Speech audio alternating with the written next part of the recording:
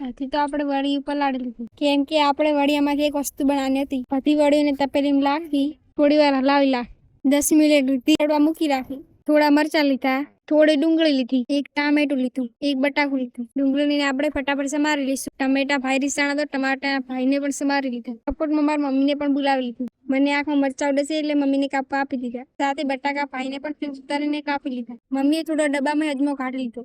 સાથે હું સાજીના ફૂલની પડી કાપવા લાગી.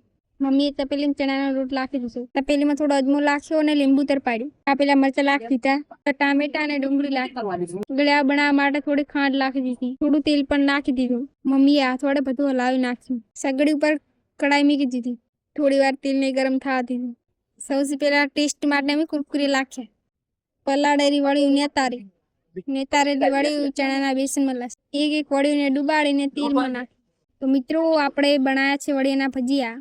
તમારી પાસે બી વડી હોય તો તમે પણ ટ્રાય કરજો. તમારા મોંમાં પાણી આવી ગયું તો તમે પણ એકવાર ટ્રાય કરજો.